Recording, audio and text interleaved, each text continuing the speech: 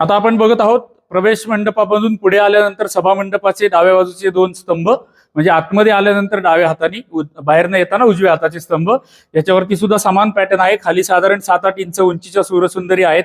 त्याच्यावरती जवळपास 1.5 फूट उंचीच्या सूरसुंदरी चांगल्या अवस्थेमध्ये, म्हणजे आपण अशी अनेक मंदिरं बघितलेली आहेत त्यामध्ये बरीच तोडफोड झालेली होती, पण इथे बऱ्यापैकी चांगल्या अवस्थेमध्ये असलेलं नक्षीकाम आपल्याला बघायला मिळतं. त्याच्यावरती असलेल्या साधारण 6-7 इंच उंचीच्या सूरसुंदरी किंवा विविध देवदेवता, वरती असलेले व्याल शिल्पांची मालिका किंवा सामाजिक जीवन, वरती पण सूरसुंदरी आपल्याला बघायला मिळतात. असा हा एक सभा मंडपाचा एक स्तंभ आपण बघितला. आता आपण अन्य सभा मंडपातले स्तंभ बघूयात.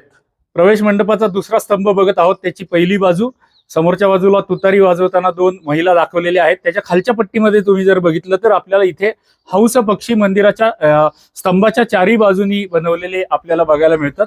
याच स्तंभाची जर समोरची, मंदिराच्या प्रवेश मंडपाची समोरची बाजू जर बघितली तर तिथे आपल्याला एक व्याल शिल्प केलेलं दिसतं. सुंदर व्याल शिल्प आहे आणि त्या व्याल शिल्पाच्या पलीकडच्या बाजूला कीर्तिमुख केलेलं आहे. जसं बाजूच्या स्तंभावरती आपण बघितलं तसंच इथे सुद्धा कीर्तिमुख बनवलेलं आहे. खालच्या बाजूला असलेलं सुंदर डिजिटल नक्षीकाम. त्याच स्तंभाच्या चौथ्या बाजूला आपल्याला 2 सूरसुंदरी वाद्य वाजवणाऱ्या बघायला मिळतात. आता आपण फक्त पहिले 2 स्तंभ प्रवेश मंडपाचे बघितलेले आहेत.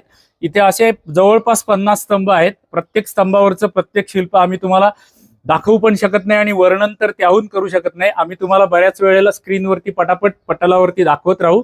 तुम्ही वाटल्यास तर या व्हिडिओचा वेग कमी करून सावकाशपणे हे बघू शकता. आणि इथं इतकं नक्षीकाम आहे, बघण्यासारखं आहे, म्हणून आम्ही याचे 2 भाग करत आहोत.